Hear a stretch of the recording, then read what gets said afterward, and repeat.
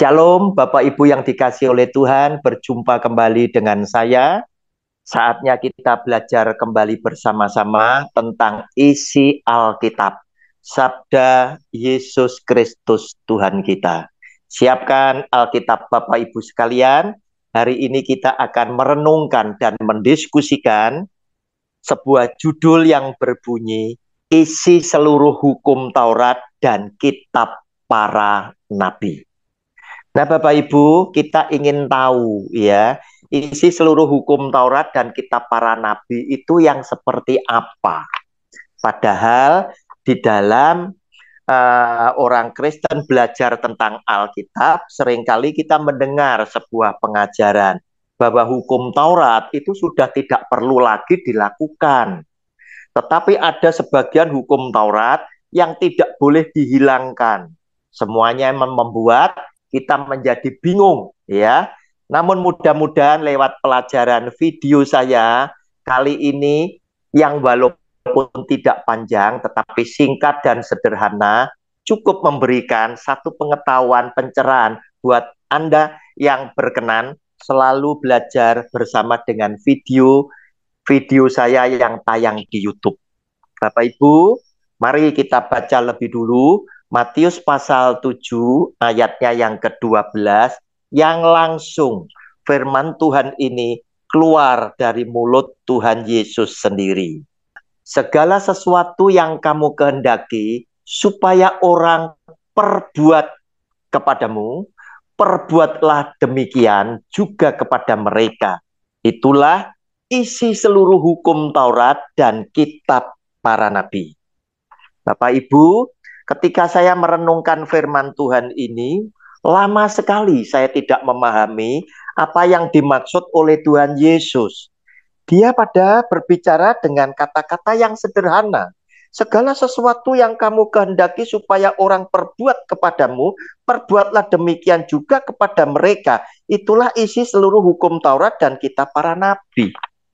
Bapak Ibu, akhirnya saya menyimpulkan, saya mendapatkan pengertian, saya menyimpulkan, oh ternyata seluruh isi hukum Taurat dan kitab para nabi itu menuju, ya, mengerucut kepada perintah untuk melakukan tenggang rasa di dalam kehidupan kita sehari-hari. Kalau saya ingin orang itu mengasihi saya, ya saya mesti mencintai dia. Nah, ini adalah hukum yang timbal balik, sifatnya hukum yang bersifat tenggang rasa. Kalau saya berbuat jahat dengan seseorang, pastilah orang itu juga jadi musuh saya. Padahal Alkitab ada yang berkata demikian. Jika engkau rajin berbuat baik, siapa yang akan berbuat jahat kepadamu? Walaupun itu tidak 100%, ya. Mungkin 70% bahkan bisa lebih, ya. Karena kita rajin berbuat baik, kita akan berjumpa dengan orang-orang yang akan berbuat baik kepada kita. Sebab kita yakini perbuatan baik yang kita lakukan nanti juga akan kembali ke kita dalam bentuk perbuatan baik juga. Sebab benih yang kita tabur adalah benih kebaikan, maka kita akan menuai juga buah-buah kebaikan yang Tuhan sudah siapkan pada saatnya kita memerlukannya. Bapak Ibu, Matius 7 ayat 12 tadi saya simpulkan, itu ternyata adalah perintah untuk tenggang rasa. Begitu kita melakukan perintah yang tenggang rasa, yaitu kasihlah sesamamu manusia seperti dirimu sendiri, kasihlah Tuhan Allahmu. Nah, berarti ini adalah isi seluruh dari hukum Taurat dan kitab para nabi. Intinya cuma di situ. Dan saudara, kenapa saya bisa pastikan di situ?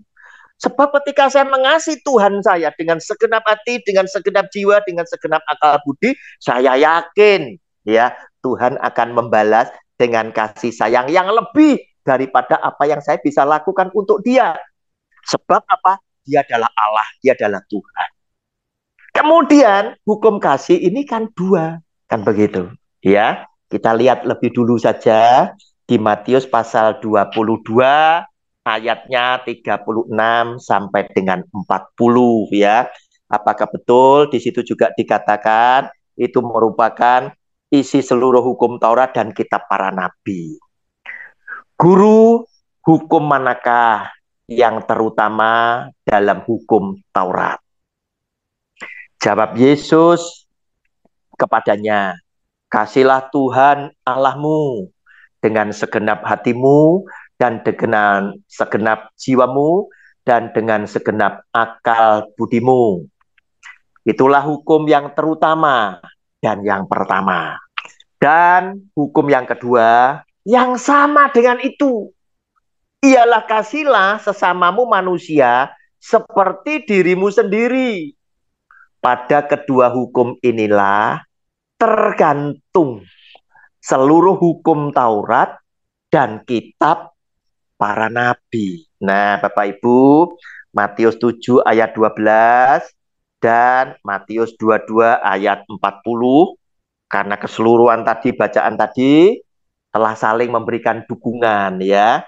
Ternyata hukum tenggang rasa ini tadi ya adalah isi daripada seluruh hukum Taurat dan kitab para nabi, yaitu ketika kita menjalankan perintah Tuhan yang intinya adalah kasihlah Tuhan Allahmu dengan segenap hatimu, dengan segenap jiwamu, dan dengan segenap akal budimu.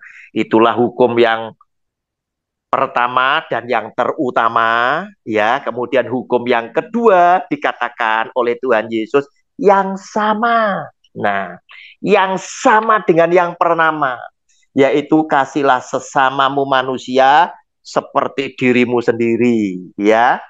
Maka dari kedua hukum itulah Tuhan Yesus bilang, dari kedua hukum itulah tergantung seluruh hukum Taurat dan kitab para nabi. Berarti inti daripada seluruh hukum Taurat dan kitab para nabi adalah pada hukum kasih.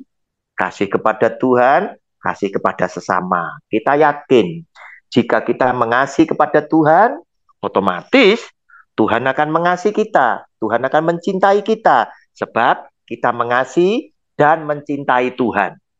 Tetapi ketika kita mengasihi sesama, muncul persoalan. Belum tentu 100% sesama yang kita kasih akan membalas kita dengan kasih mesra yang sama. Sehingga banyak orang-orang yang hidup di dunia ini, khususnya orang Kristen, yang sudah berlaku baik, justru dikecewakan oleh orang-orang yang sudah ditolong oleh dia. Mereka menggerutu, mereka kecewa, mengapa perbuatan baiknya tidak mendapatkan balasan yang setimpal. Nah, inilah keadaan manusia. Namun Tuhan ingatkan, karena ini merupakan seluruh isi hukum Taurat dan kitab para nabi, Tuhan ingatkan. Tadi bukankah ada hukum yang terutama dan yang pertama, yaitu kasihlah Tuhan Allahmu dengan segenap hatimu, dengan segenap jiwamu, dan dengan segenap akal budimu. Pakai otak, ya. Nah, saudara, ketika engkau harus menghadapi orang yang mengecewakan kamu, orang yang menganiaya kamu, atau orang yang menyakiti kamu, tidakkah engkau berpikir ya bahwa kasihmu kepada Tuhan bukan serta-merta harus selalu melakukan sesuatu yang ringan, yang gampang Anda lakukan. Tetapi ingatkah Anda bahwa Tuhan Yesus pernah memberikan perintah yang satu ini, yaitu Matius pasal 5 ayatnya yang ke-44 sampai dengan yang ke-48. Nah, Bapak Ibu, kalau Anda adalah orang yang mengasihi Tuhan Yesus bilang, lakukan ini untuk aku sebagai bukti engkau mengasihi aku dan aku akan mencintai engkau. Sebab yang namanya kasih itu bukan melakukan yang enak, bukan melakukan yang gampang, bukan melakukan yang mendatangkan keuntungan. Tetapi kasih seringkali juga kita mau menerima hal-hal yang buruk dari yang kita kasih. Dia memerintahkan perintah ini. Tetapi aku berkata kepadamu, kasihlah musuhmu. Berdoalah bagi mereka yang menganiaya kamu. Lanjut. Karena dengan demikian kamu menjadi anak-anak Bapamu yang di sorga, yang menerbitkan matahari bagi orang yang jahat dan orang yang baik, dan menurunkan hujan bagi orang yang benar dan orang yang tidak benar. Lanjut. Apabila kamu mengasihi orang yang mengasihi kamu, apakah upahmu? Bukankah pemungut cukai juga berbuat demikian? Lanjut. Dan apabila kamu hanya memberi salam kepada saudara-saudaramu saja, apakah lebihnya daripada perbuatan orang lain? Bukankah orang yang tidak mengenal Allah pun berbuat demikian? Karena itu haruslah kamu sempurna, sama seperti Bapamu yang di surga adalah sempurna. Bapak Ibu, ketika dia meminta Anda melakukan perintah ini, apa yang terlintas di dalam pikiran Anda dan saya? Tuhan, yang ini kan susah. Bagaimana mungkin saya bisa mendoakan orang yang menyakiti hatiku, orang yang menghancurkan masa depanku, orang yang telah menganiaya aku, orang yang telah mengolok-ngolok aku. Bahkan Tuhan minta aku mendoakan mereka dengan hal-hal yang baik. Jujur aja, aku merasa takut. Jangan-jangan doaku yang baik kepada engkau untuk orang jahat ini, untuk orang yang menganiaya aku, dan untuk orang yang membuat hatiku kecewa, itu engkau kabulkan. Nah, Bapak Ibu, jika itu masih ada di dalam pikiran saudara, berarti Anda adalah orang yang gagal mengasihi Yesus Kristus Tuhan dengan segenap hati, dengan segenap jiwa, dengan segenap akal budi. Tetapi jika Anda adalah orang-orang yang siap untuk mengasihi Dia total dalam seluruh kehidupan kita, kita akan melakukan hal sesulit apapun untuk kita bisa persembahkan kepada Dia. Sebab bukti kasih sayangku kepada Engkau Tuhan adalah aku mau menerima hal-hal yang sukar yang aku harus lewati demi untuk memuliakan namamu dan menyenangkan akan hatimu. Bapak Ibu, pelajaran ini singkat sekali. Video saya mungkin pendek,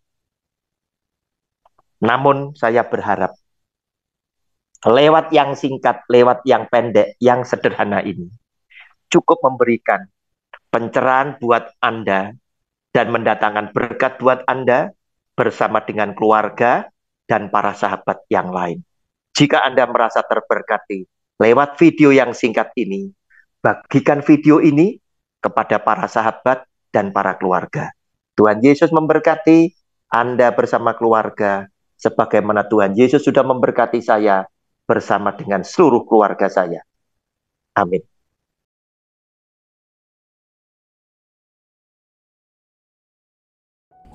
Shalom kepada semua penonton video saya.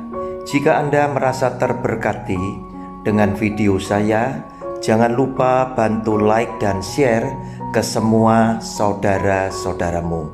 Saya sedang berjuang bersama Anda menegakkan kebenaran firman Tuhan di zaman yang semakin jahat ini. Terima kasih banyak atas dukungan dan empatinya kepada saya. Selamat berjuang dan melayani Tuhan kita, Yesus Kristus. Salam damai buat semua keluarga dari saya, Evangelis Roni Suwono.